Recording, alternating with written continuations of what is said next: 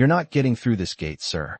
The sentence landed flat and certain in the warm afternoon air, spoken by a man who believed he was doing his job perfectly well, and the strange thing was that Marcus Ellington didn't look angry when he heard it. The tall iron gates of Ellington Estate stood nearly 12 feet high behind the security checkpoint, their black bars glinting under the North Carolina sun, while the gravel driveway stretched another 200 yards toward the glass and stone mansion resting on the hill beyond. Marcus had designed that driveway himself 3 years earlier when the house was still nothing more than blueprints and late-night ideas sketched across a dining table. Now he stood outside it wearing a charcoal travel jacket, dark jeans, and the quiet expression of someone who had just realized the day was about to become far more interesting than expected. In front of him stood 3 members of a private security team he had never seen before. Their uniforms were crisp, their badges polished, and their posture carried the rigid confidence of men convinced they were protecting something valuable from the wrong person. The man in the center, Daniel Brooks, held a tablet against his chest and studied Marcus with narrowed eyes as if he were trying to solve a puzzle that simply refused to make sense. Behind him, another guard named Tyler Grant leaned casually against the small guard station, arms folded, his gaze drifting between Marcus and the sedan parked by the curb as if he were waiting for the punchline to reveal itself. The estate was quiet except for the faint rustling of oak trees lining the property and the distant hum of traffic from the highway a mile away. Marcus had returned only 20 minutes earlier from a long flight out of San Francisco, the kind of cross-country trip that left your shoulders tight and your mind drifting somewhere between exhaustion and relief. After 3 weeks of board meetings, investor negotiations, and hotel rooms that all looked the same, the sight of his own home sitting on the hill should have felt like a reward. Instead, here he was, standing on the wrong side of his own front gate while a security team debated whether he belonged anywhere near it. "Sir, I'm going to ask you one more time," Daniel said with the controlled patience of someone used to repeating instructions. "State your business or head back to the road." Marcus looked past the men toward the mansion rising in the distance, its wide glass windows reflecting the afternoon sky. And for a moment the memory of his mother standing on that balcony the first day the house was finished crossed his mind. She had laughed when she saw the view of the lake beyond the trees and told him that no matter how successful he became, he still needed a place that reminded him where he started. That place was supposed to be right here. Marcus finally looked back at the guards and spoke in the same calm tone he used during boardroom negotiations that involved 9-digit numbers and very nervous investors. "I live here." Tyler let out a short laugh before he could stop himself, and Daniel's expression tightened just slightly, the way it does when someone hears an excuse they've heard too many times before. "Right?" Tyler muttered, shaking his head. "And I suppose you designed the place too." Marcus didn't respond immediately. He simply studied the 3 men with quiet curiosity, noticing the fresh company logo stitched onto their uniforms and the unfamiliar security company name printed across the guard station window. The previous team must have been replaced while he was traveling. That explained why none of them recognized him. It did not explain why none of them had considered the possibility that the man standing calmly at the gate might actually belong there. Daniel shifted his weight and tapped something on his tablet. "Look," he said, voice firm but not hostile.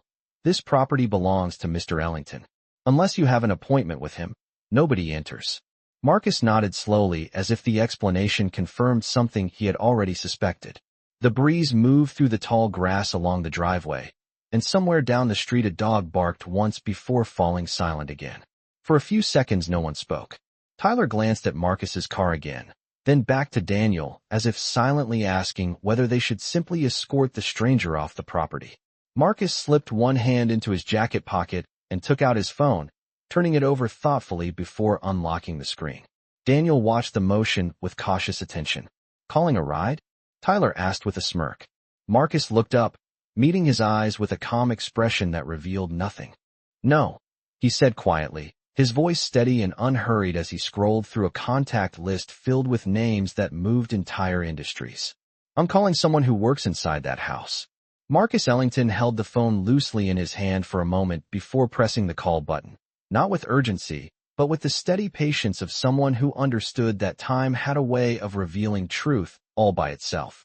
The line began to ring while the three security guards watched him with varying degrees of curiosity and skepticism, and the afternoon sun shifted slightly behind a passing cloud, casting a softer light across the long gravel drive that stretched toward the mansion beyond the gate. Daniel Brooks folded his arms across his chest, studying Marcus the way a seasoned guard studies a stranger who appears too calm for someone who has just been denied entry. In his experience, people who did not belong usually reacted with frustration, raised voices, or hurried explanations, but this man did none of those things. Marcus simply stood there, relaxed, as if the situation unfolding around him were a minor inconvenience rather than a barrier between him and the place he called home. The phone continued to ring in his ear, and while he waited, he glanced once more toward the house on the hill. The building had taken almost 2 years to complete, and every stone along its wide terrace had been selected personally by Marcus during weekend visits to the construction site. At the time, he had insisted on keeping the design simple but open, with tall windows facing the lake so that morning light would fill the living room. His mother had once joked that the place looked less like a mansion and more like a quiet retreat built for thinking, and that had always been the point. For Marcus, the estate was never about status. It was about distance from noise, distance from expectations, and distance from the constant rush of the corporate world he navigated every day. The call finally connected, and a woman answered with a professional but warm voice. "Good afternoon, Ellington residence." Marcus allowed a faint smile to appear as he recognized the voice immediately.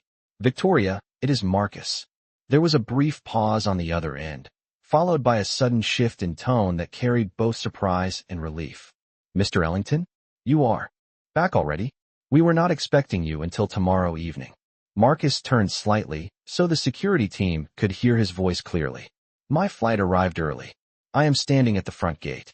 The silence that followed lasted only a second, but it carried weight, the kind that signals a realization moving quickly through someone's mind. "At the front gate?" Victoria repeated carefully. "Yes," Marcus replied, glancing toward Daniel and Tyler with calm composure. "Your new security team believes I am visiting the wrong address." Tyler straightened where he stood against the guard station, suddenly less relaxed now that the conversation sounded more serious than he had first assumed. Daniel's brow tightened slightly as he watched Marcus speak into the phone with quiet authority. Inside the mansion, Victoria Hale stood in the main hallway holding the cordless phone while sunlight streamed through the towering windows behind her. She had worked for the Ellington household for nearly 5 years and knew the rhythm of the estate better than anyone, including the staff rotation, the maintenance schedules, and the security contractors hired to monitor the property. The previous team had been replaced only 2 weeks earlier by a firm recommended by a property management consultant while Marcus was traveling. The change had seemed routine at the time. Now it was becoming something else entirely. Victoria inhaled slowly before answering. "Please remain where you are, Mr. Ellington. I will come down immediately." Marcus nodded slightly, even though she could not see him. "Thank you, Victoria." When the call ended, he slipped the phone back into his pocket with the same quiet ease he had shown from the beginning, and for a moment the scene at the gate returned to stillness. Daniel cleared his throat as if preparing to say something, but hesitated, clearly uncertain about what he had just heard. Tyler glanced between the two men before shifting his weight uneasily. Marcus rested one hand lightly against the iron gate and looked through the bars toward the long driveway, his expression thoughtful rather than irritated. The wind moved softly through the tall trees lining the property, and somewhere in the distance a car passed along the road beyond the estate wall. Time stretched in a calm and deliberate way, and for the first time since Marcus had arrived, the confidence on the guards' faces had begun to fade just slightly, replaced by a quiet question none of them had yet spoken aloud. The quiet at the front gate stretched longer than anyone expected, and it was the kind of silence that slowly changed the way people stood, the way they breathed, and the way they looked at one another. Daniel Brooks shifted his stance and glanced down at the tablet in his hands, as if the screen might suddenly provide an answer that would make the moment simpler. Nothing on the device changed. The visitor log remained empty except for the delivery trucks that had come through earlier that morning. Tyler Grant rubbed the back of his neck and stepped away from the guard station window, no longer leaning comfortably against it the way he had a few minutes earlier. Something about the conversation they had overheard on the phone had unsettled him, though he could not yet explain why. Marcus Ellington remained where he was, one hand resting lightly on the cool iron bars of the gate, while his eyes followed the long driveway that curved gently toward the mansion almost 200 yards away. From this distance, the house appeared quiet and still, surrounded by the tall oak trees that lined the property like silent witnesses. Marcus had always liked that view from the gate because it reminded him how far the journey had been from the small two-bedroom house where he grew up on the east side of Charlotte. Back then, success meant helping his mother pay the electric bill on time and making sure there was enough left for groceries at the end of the month. The idea that one day he would build an estate like the one standing behind the gate had not existed in those early years. Success arrived slowly, through scholarships, long nights studying engineering, and eventually a technology company that began in a shared office no bigger than a two-car garage. Marcus had spent more than a decade building Ellington systems from a small infrastructure startup into one of the fastest-growing logistics platforms in the country. Warehouses, shipping networks, and transportation analytics were not glamorous industries, but they were essential ones, and Marcus understood that better than most people. The company now employed thousands of workers across several states, and investors often described him as one of the most disciplined leaders they had ever met. Yet standing here at the gate, dressed in a travel jacket and ordinary shoes, he looked nothing like the person whose decisions moved millions of dollars every week. Daniel cleared his throat again and finally spoke, his voice less certain than before. "Sir, who exactly did you say you called?" Marcus turned his head slightly and met his gaze without irritation. "Victoria Hale," he replied calmly. "She manages the household." Tyler frowned as he heard the name. During their orientation briefing 2 weeks earlier, the supervisor from the security company had mentioned a house manager named Victoria who handled staff schedules and property operations. The instruction had been simple. If there were any issues with deliveries or maintenance crews, she was the person they should contact. Tyler had not expected that the mysterious visitor at the gate would casually call her by name. Daniel noticed the change in Tyler's expression and felt a quiet ripple of doubt move through his own thoughts. He prided himself on reading situations correctly. Years of security work had trained him to recognize patterns, and the man standing outside the gate did not behave like someone attempting to bluff his way into a private estate. He was too calm, too patient, and strangely uninterested in proving anything. Marcus simply waited, as if he knew the truth would arrive soon enough on its own. A faint sound drifted down the driveway then, barely noticeable at first. It was the distant hum of an electric cart moving along the paved path that connected the house to the front gate. Tyler turned his head toward the mansion and squinted against the sunlight. A small white utility vehicle had appeared near the entrance of the property, moving steadily toward them along the winding drive. Daniel followed his gaze and felt the uncertainty inside him tighten slightly. The cart was coming fast, and the figure driving it leaned forward with unmistakable urgency. Marcus did not move. He simply watched the vehicle approach while the wind rustled softly through the trees above the estate walls. And in that quiet moment, Daniel Brooks realized that whatever happened next was about to explain everything they had misunderstood since the moment the stranger arrived. The small white utility cart rolled down the long driveway with surprising speed, its quiet electric motor humming softly as it followed the curve of the road between rows of oak trees that cast shifting shadows. Across the gravel, Daniel Brooks narrowed his eyes as the vehicle approached, the figure behind the wheel leaning forward with unmistakable urgency. Tyler Grant straightened fully now, no longer pretending to be relaxed, while the third guard at the gate instinctively stepped aside, as if preparing for instructions he did not yet understand. Marcus Ellington remained exactly where he had been standing, one hand still resting lightly on the iron gate as the vehicle grew larger in the distance. The afternoon sun reflected briefly off the windshield. Then the cart slowed sharply as it reached the security checkpoint.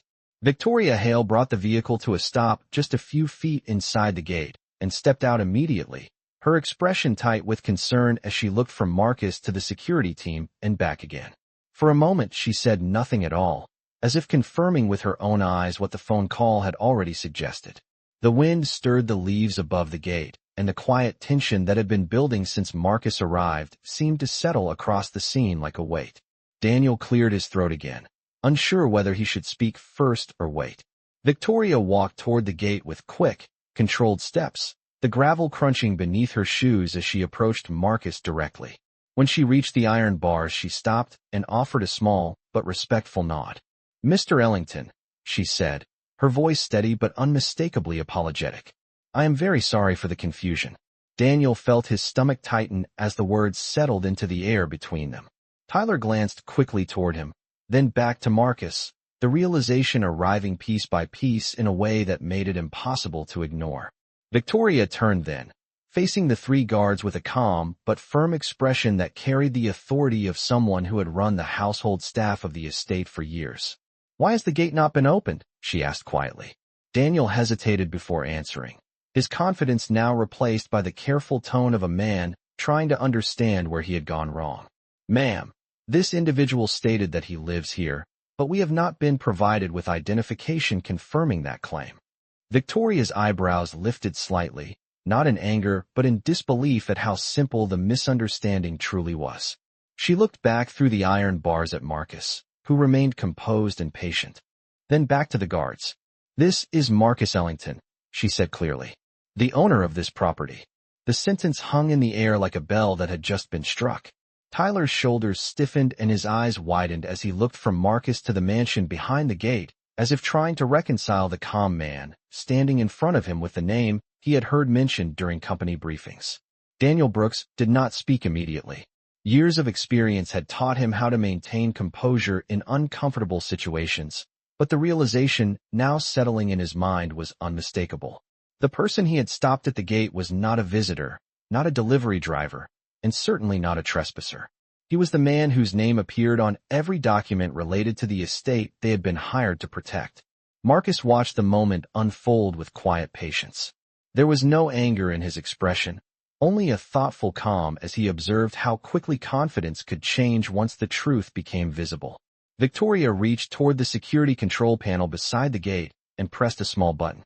The heavy iron doors began to slide open with a slow mechanical sound that echoed softly along the driveway. Daniel stepped back automatically as the entrance widened, the space between the bars revealing the long path leading toward the mansion. For several seconds no one spoke. The only sound was the low hum of the gate mechanism and the distant call of a bird somewhere beyond the trees. Marcus finally removed his hand from the iron bars and stepped forward as the gate finished opening. As he passed through the entrance, he paused briefly beside Daniel, not close enough to intimidate, but near enough that his quiet voice could be heard clearly.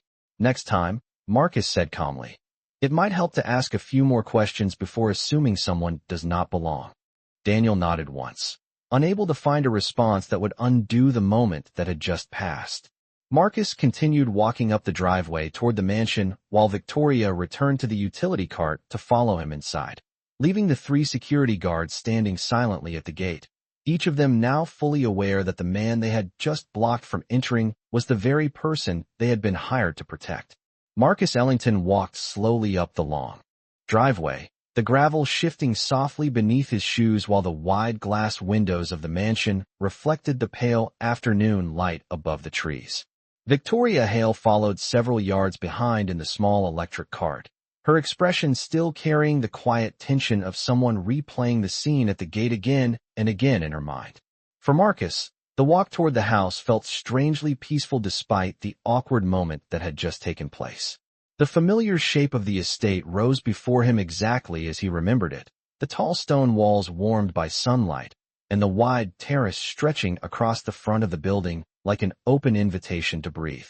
When he reached the front steps, he paused for a moment, looking out across the property toward the long line of oak trees that bordered the far edge of the land.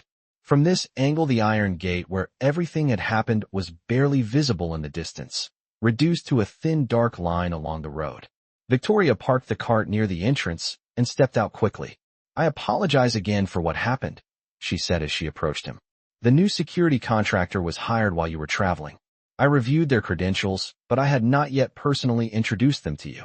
Marcus nodded slightly as he pushed open the front door and stepped inside the cool quiet of the foyer.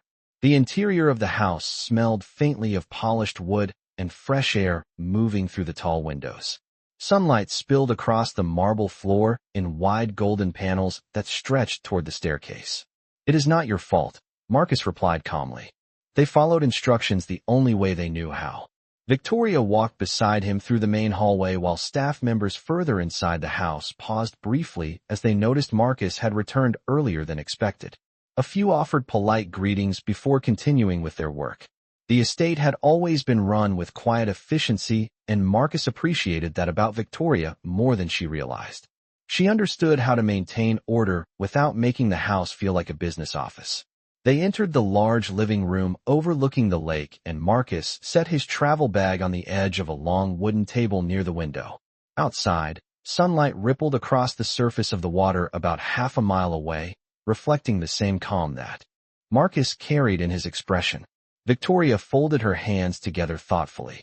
"I should contact the security company," she said carefully. "They will want to know what happened." Marcus considered that for a moment before replying. "Yes, but not immediately." Victoria looked slightly surprised. "Sir." Marcus turned toward the window and watched a small group of birds crossing the sky above the trees. "If we react too quickly, they will assume the issue was simply a misunderstanding," he said quietly. But it was more than that.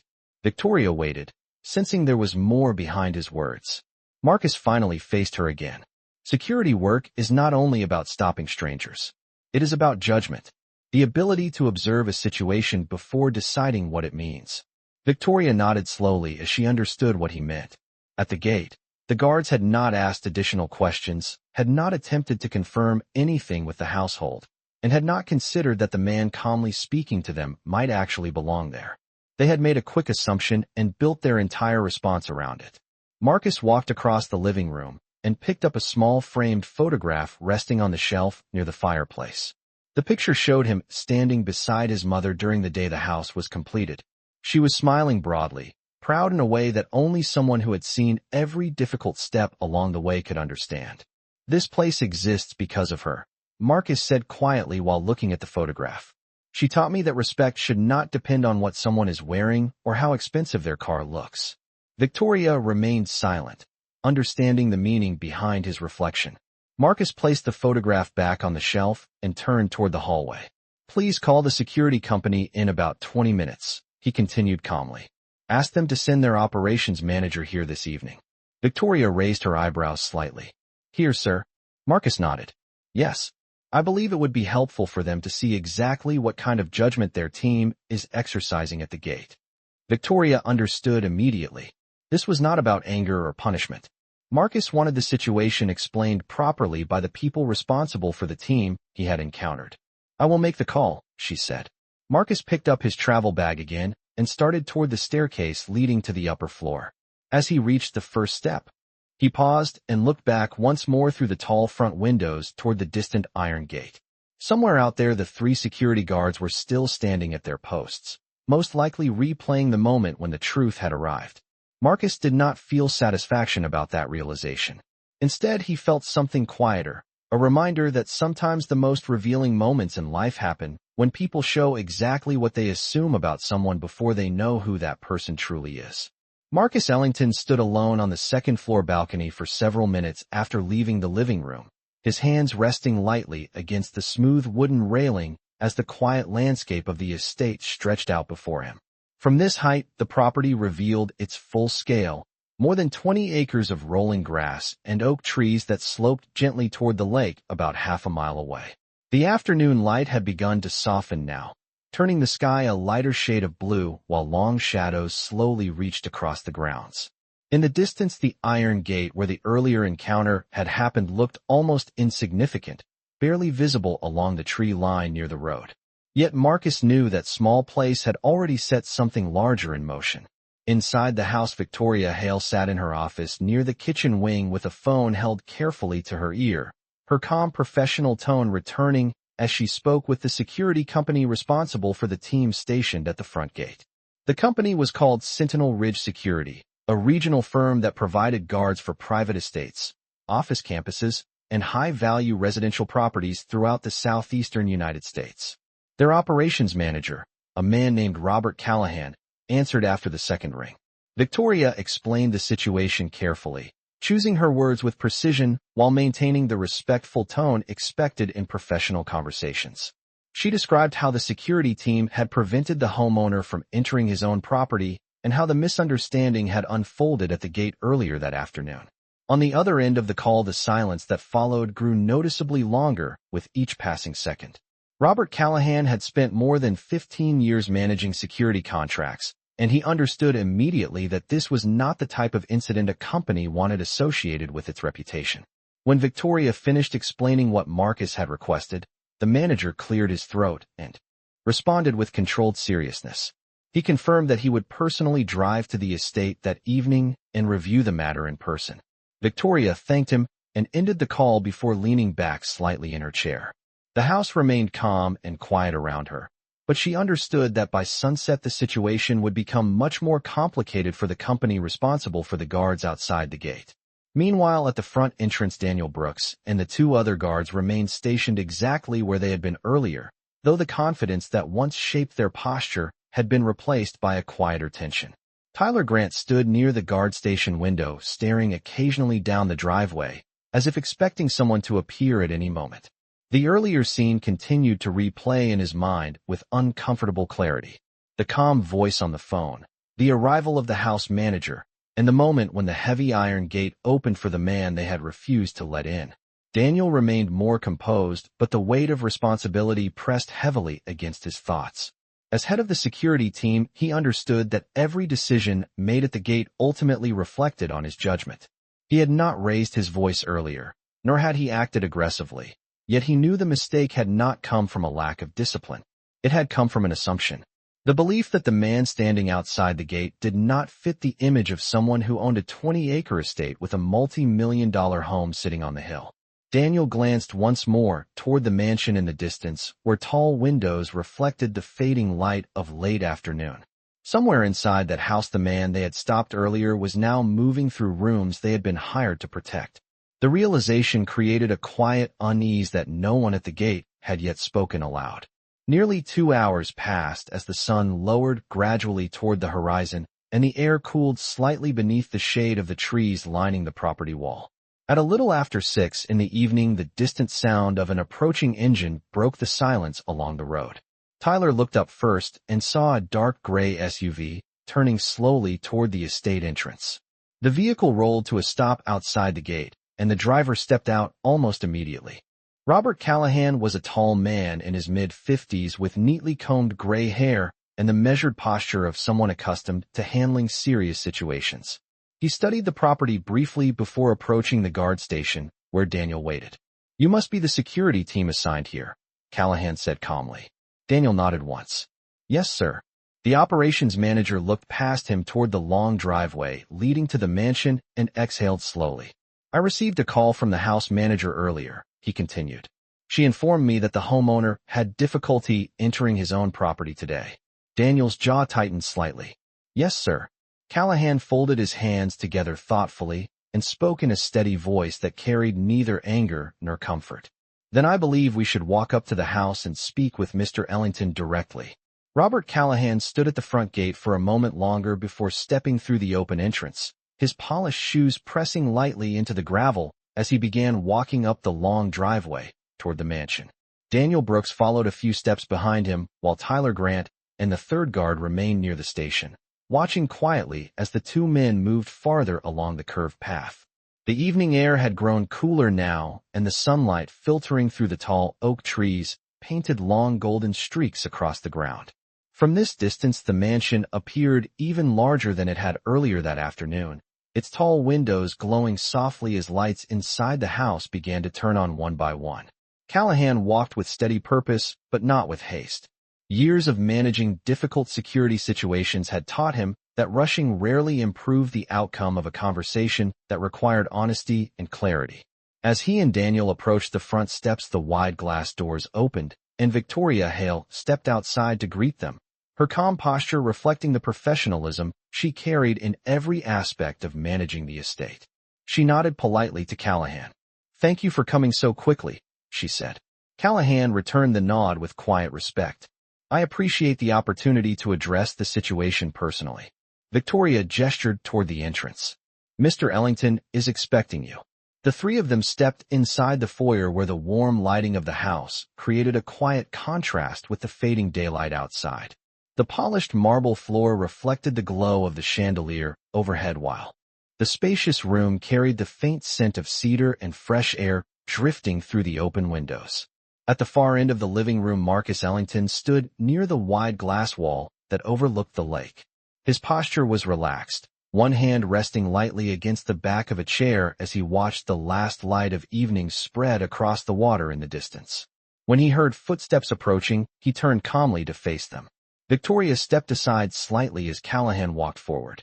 "Mr. Ellington," he said respectfully, offering a small nod of acknowledgement. "I am Robert Callahan, Operations Manager for Sentinel Ridge Security." Marcus returned the nod with the same quiet composure he had shown throughout the day. "Thank you for coming this evening." Callahan glanced briefly toward the tall windows before focusing again on Marcus. "Your house manager informed me that there was a misunderstanding at the gate earlier today. I want to begin by offering my sincere apology on behalf of my company." Marcus studied him for a moment before speaking. "I appreciate that." Callahan continued carefully. "I have reviewed the preliminary report from the team assigned here. They believe they were following standard access protocol." Marcus walked slowly toward the center of the room while listening. His expression remained thoughtful rather than confrontational. "Protocol is important," he said evenly, "but judgment is equally important." Daniel Brooks stood a few feet behind Callahan, silent but attentive as the conversation unfolded. Marcus turned slightly so that both men could see his expression clearly. "When I arrived this afternoon, I explained that I lived here." Marcus continued calmly. "No one asked additional questions. No one contacted the house. The decision was made immediately that I did not belong." Callahan nodded slowly, acknowledging the point without attempting to interrupt. Marcus gestured gently toward the windows overlooking the estate grounds. "This property represents years of work and responsibility. Thousands of people depend on the company I built. Yet at the gate this afternoon, none of that mattered because someone decided I did not look like the person who owns this place." The room grew quiet for a moment as the weight of the words settled into the conversation. Callahan understood exactly what Marcus was saying. Security training manuals spoke frequently about procedures, identification checks, and response strategies, but they rarely addressed the subtle human assumptions that shaped those decisions.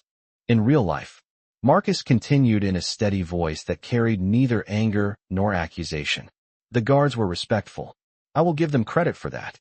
But respect without curiosity becomes assumption, and assumption is dangerous in any profession that requires judgment."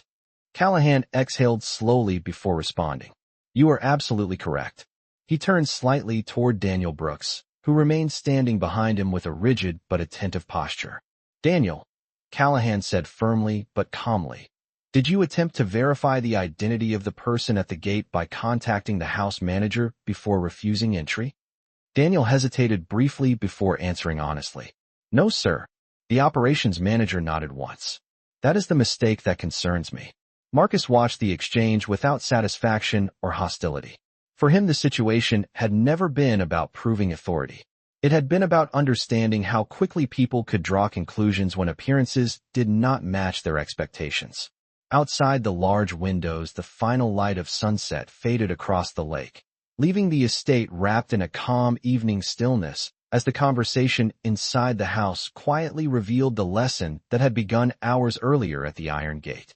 Robert Callahan allowed the silence to remain in the room for a few seconds after Daniel Brooks admitted that he had not contacted the house to verify Marcus Ellington's identity before refusing entry at the gate. The quiet was not uncomfortable, but it carried the weight of understanding that sometimes a single decision could reveal far more about judgment than an entire training manual. Marcus Ellington remained standing near the center of the living room with the calm posture that had defined his presence since the moment he arrived home earlier that afternoon. The lights inside the mansion had fully replaced the fading daylight outside, and through the tall windows the lake now reflected a darker evening sky. Victoria Hale stood quietly near the entrance of the room, observing the conversation with the composed awareness of someone who had spent years managing delicate situations without unnecessary interference. Callahan finally spoke again, his voice steady and thoughtful. "Mr. Ellington, I believe it is important that I address this directly. Marcus gave a small nod, signaling that he was listening. Callahan turned slightly toward Daniel before continuing. Security work is built on two foundations. The first is procedure, and the second is judgment. Procedure tells a guard what steps to follow. Judgment tells that guard when to pause and confirm that a situation is truly what it appears to be. Daniel kept his eyes forward, absorbing every word. Callahan then faced Marcus again. When a homeowner arrives at his own gate and calmly explains that he lives there, the correct response is not immediate denial. The correct response is verification. Marcus listened without interrupting. His expression remained thoughtful, neither harsh nor forgiving, simply attentive to the explanation being offered. Callahan continued. I reviewed the background files for the team assigned here before driving over this evening. Their training records show they understand access procedures, but this situation reveals that they were relying too heavily on assumption rather than observation. Daniel felt the meaning behind those words settle into his thoughts with unmistakable clarity. Marcus walked slowly toward the wide windows again and looked out across the darkening property before speaking. Assumptions are common, he said quietly. But when people work in positions of responsibility, assumptions become decisions. Callahan nodded in agreement. That is exactly why I came here tonight, instead of handling this through a phone call. Victoria noticed that Marcus's tone had never once risen above a calm conversation level, and that quiet composure seemed to guide the entire discussion. Callahan continued with careful professionalism. Sentinel Ridge Security has built its reputation on reliability and trust. When a mistake happens, we address it immediately, not with excuses, but with correction. Marcus turned slightly back toward him. And what does correction look like in this situation? Callahan did not hesitate. First, the current team assigned to this property will be removed from this contract effective tonight. Daniel inhaled slowly, but did not protest. The decision had been expected the moment Callahan asked whether he had verified Marcus's identity earlier that afternoon. Callahan continued. Second, a new team will be assigned tomorrow morning. They will be briefed personally by me and introduced properly to you and the household staff before taking their posts. Marcus studied him for a moment before responding. That seems reasonable. Callahan then added something that carried deeper meaning than policy alone. Third, the situation from today will be used in our next company training seminar as an example of why observation matters more than assumption. Every guard we employ will hear about this moment. Marcus considered that carefully. If they learn from it, then the mistake serves a purpose. Callahan nodded. That is my intention. Daniel finally spoke, his voice steady but honest. Mr. Ellington, I would like to apologize personally. I believed I was protecting the property, but I see now that I made a judgment without confirming the facts. Marcus looked at him quietly for a moment. You were not disrespectful, Marcus said calmly, but you were certain about something you had not verified. Daniel lowered his gaze slightly in acknowledgement. The conversation had never become hostile, yet the lesson within it was unmistakable. Outside the windows, the estate had grown completely dark except for the soft pathway lights lining the driveway that led all the way down to the iron gate. Marcus walked slowly toward the doorway leading to the hallway and paused before leaving the room. Mr. Callahan, he said evenly, I appreciate you coming here tonight rather than sending an email. Callahan offered a respectful nod. Some conversations deserve to happen in person. Marcus gave a small approving smile before stepping into the hallway, leaving the room quiet again as the reality of the day settled into a clear understanding for everyone still standing there.